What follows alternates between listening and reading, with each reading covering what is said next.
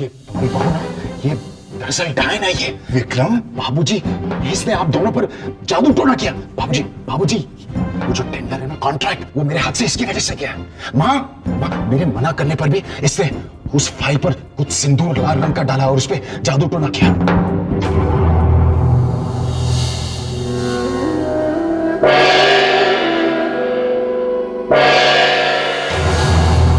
देखो देखो देखो कैसे देख रही है, देखो देखो बाबूजी।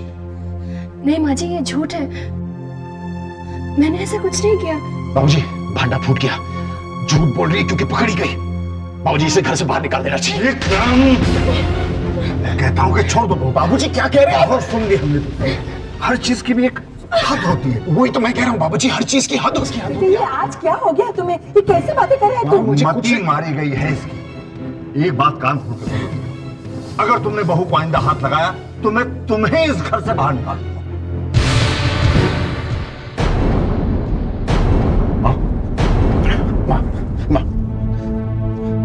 सुना आपने? ये जादू टोना नहीं तो और क्या है?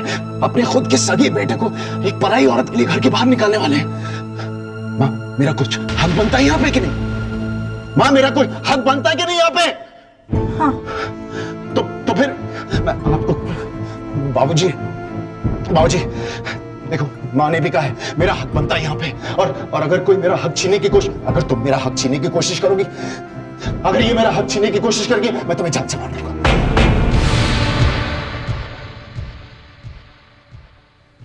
ये जादू टोना ये नहीं चलेगा।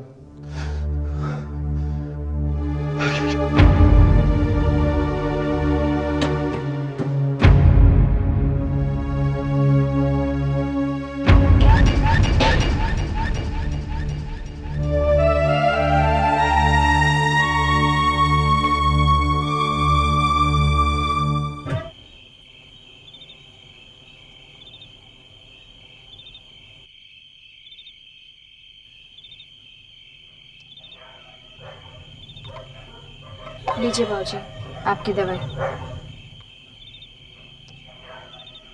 बाबूजी आप बिल्कुल परेशान मत होइए, वरना आपकी तबीयत और बिगड़ जाएगी। कॉन्ट्रैक्ट खोने की वजह से ये थोड़ा अजीब सा बिहेव करने लगे हैं, लेकिन धीरे धीरे अपने आप ठीक हो जाएंगे बाबूजी। गायत्री सही कह रही है।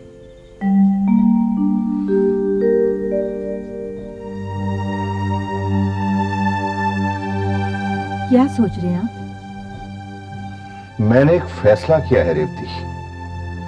कैसा फैसला?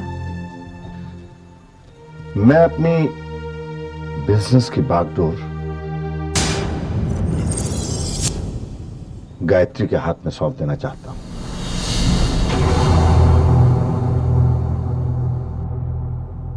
ये आप क्या कह रहे हैं? मेरी मानिए, ऐसा मत कीजिए। इसमें गायत्री और विक्रम में दरार पड़ जाएगी। बाबूजी माँ जी एकदम ठीक कह रही हैं, इस तरह तो बात और भी बिगड़ सकती है। बेटी, जितनी बात बिगड़नी थी बिगड़ चुकी है। यह फैसला मैंने बड़ा सोच विचार के किया है। विक्रम की जिद पैसा है, वो पैसे को अपनी ताकत समझता है। अगर मैं पैसे की ताकत उससे छीन कर गायत्री के हाथ में दे दूं तो विक्रम कमजोर पड़ जाएगा, वो झुक जाएगा, सीधे रास्ते पर चला आएगा। और शायद उस वक्त सब लोग गायत्री की इज्जत करने लगे। बोलो बेटी, तुम्हारा क्या फैसला है? क्या तुम मेरे तमाम बिजनेस की जिम्मेदारी अपने हाथों में लेने के लिए तैयार हो या नहीं?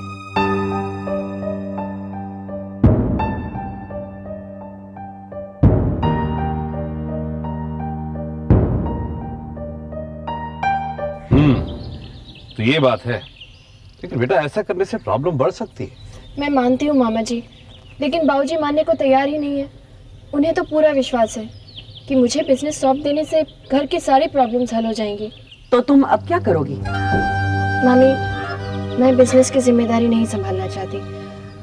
मैं अपने घर को टूटते हुए नहीं देख सकती मामा। कितनी खुदगर्ज हो तुम। कामनी, ये बिजनेस के बारे में जानती क्या है? अगर कुछ ऊंचा नीचा हो गया तो 10 बातें सुननी पड़ेंगी। जब तुमने बिजनेस शुरू किया था तब तुम्हें कोई अक्ल थी? लेकिन मामी, मैं बिजनेस नहीं संभालना चाहती। क्या मतलब कि तुम संभालना नहीं चाहती? इतने साल तुम्हें पाल पोस कर बड़ा किया, तुम्हारी शादी करवाई, इतने पैसे खर्च किए, और जब उस एहसान को चुकाने का मौका आया तब तुम पीछे हट रही हो। अपने बेचारे मामा का भी तुम्हें बिल्कुल ख्याल नहीं आया। सुन लो गायत्री, मैंने तुम्हारी शादी विक्रम के साथ इसलिए की थी कि मैं इस रिश्ते का फायदा उठा सकती हूँ। कामनी तुम चुप रहो, तुम्हें कुछ पता नहीं। गायत्री, ये सुनहरा मौका है और तुम इसे गवाओगी नहीं, समझ गई?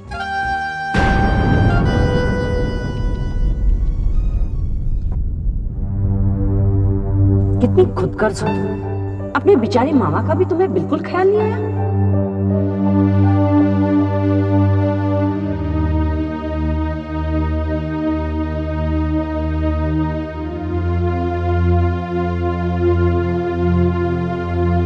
बेटी, मैं तुम्हारा गुनहगार हूं।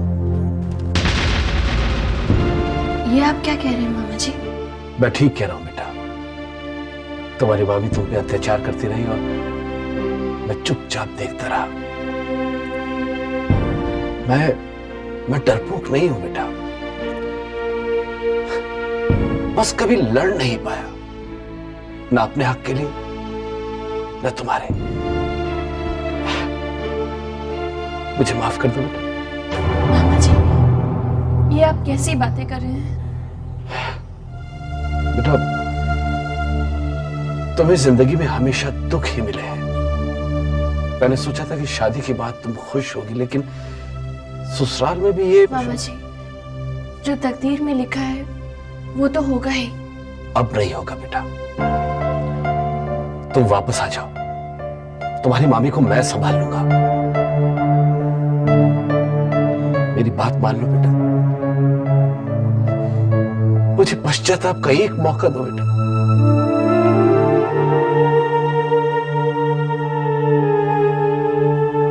क्या सोच रही हो बेटे? ये नहीं हो सकता मामा जी। क्यों नहीं हो सकता बेटे? मैंने देवी माँ के सामने कसम खाई है, विक्रम भले ही मुझे अपनी पत्नी ना माने, मैं फिर भी अपना धर्म निभाऊंगी। वो चाहे माँ जी और बाबूजी को कितने भी दुख दें, मैं फिर भी उन्हें बदलने की कोशिश करूंगी। बेटे, अगर ऐसी बात है तो तुम कैलाश नाथ जी के बिजनेस की जिम्मेदारी लेने से इनकार नहीं कर सकती। अगर तुमने बाबूजी की बात मानने से इनकार कर दिया तो तुम्हारी देवी माँ को दी हुई कसम टूटती है।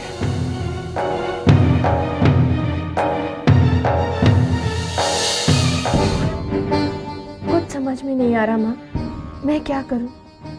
मुझे इस दुविधा से बाहर निकालो माँ, मुझे रास्ता दिखाओ।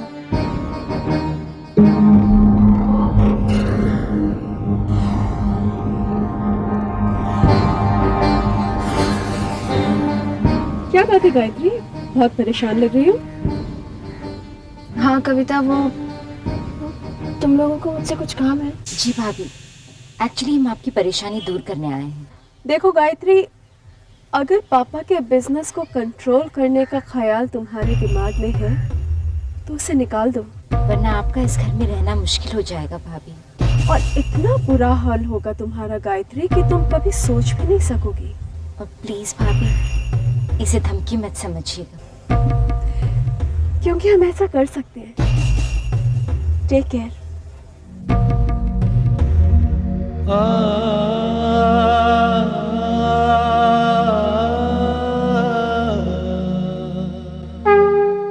माँ, ये तुमने मुझे किस धर्म संकट में डाल दिया? सास ससुर के रूप में माँ बाबूजी ने माता पिता का प्यार दिया।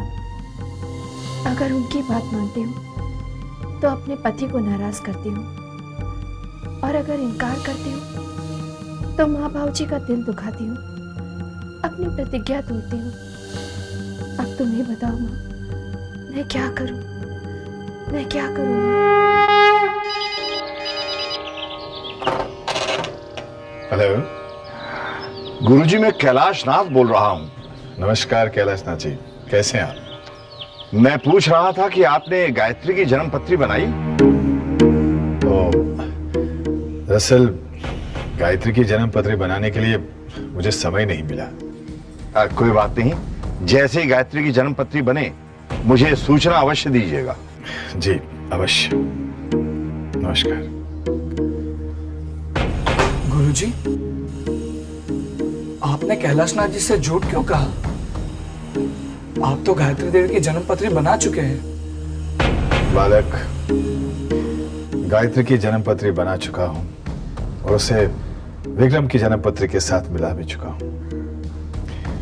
मेरी भविष्यवाणी सत्य है। अब गायत्री के जन्म पत्र के अनुसार उसकी मृत्यु अब दूर नहीं है।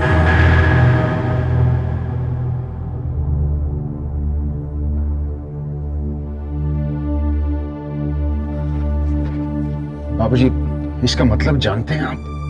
तुमसे बेहतर। कुछ नहीं जानते आप बाबूजी। गायत्री ने आपको अपने बस में कर लिया है।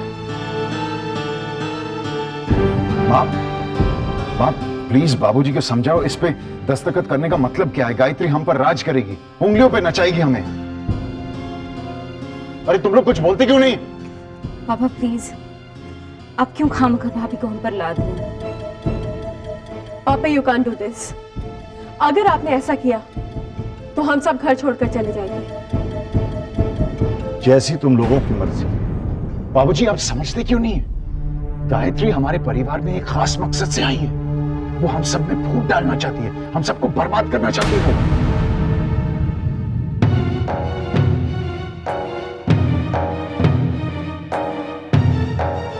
आओ बहू।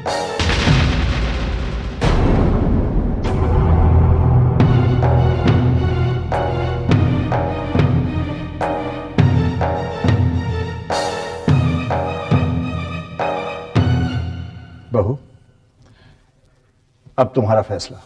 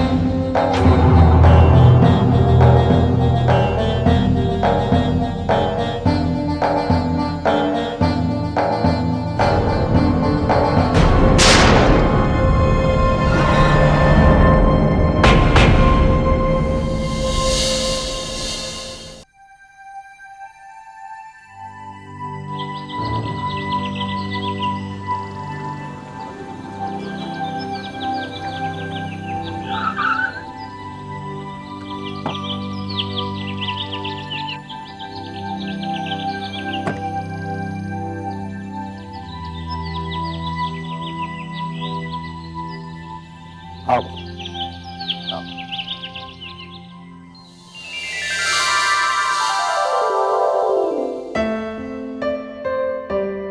आओ, आओ।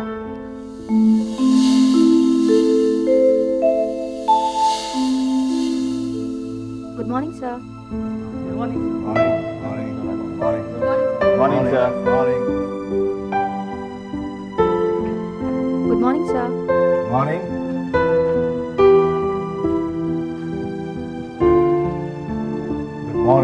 मॉर्निंग। Good morning. मिस्टर देश पांडे, ये मेरी बहू है। आज से इस ऑफिस का चार्ज ये संभालेंगे। बेटी, बाकी लोगों से बाद में मिल लेना। पहले तुम्हें तुम्हारा कैबिन दिखा दूं, जहां तुम्हें बैठना है। जी बाबूजी। कम।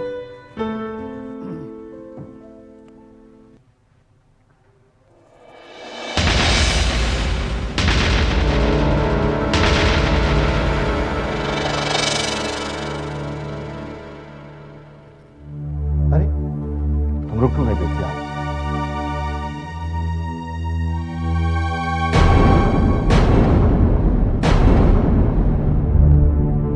बाबूजी वो आओ बेटी। आज से ये कमरा तुम्हारा है और तुम वहां बैठो। आओ।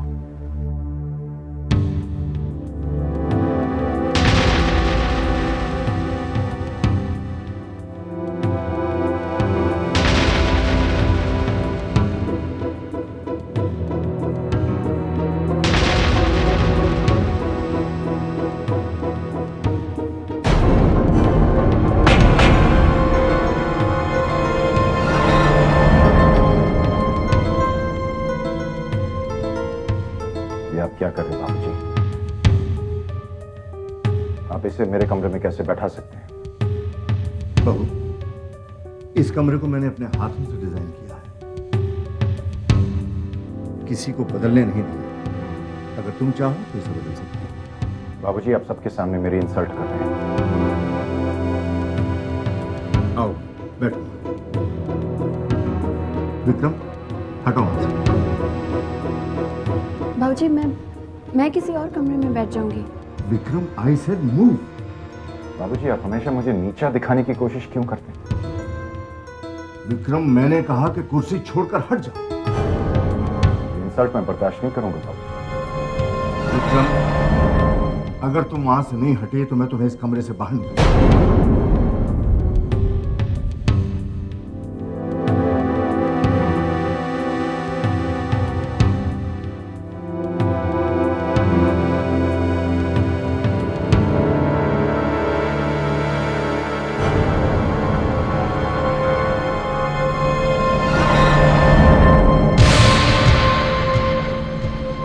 बाबूजी, उन्हें इस तरह से कमरे से बाहर निकालना जरूरी था क्या?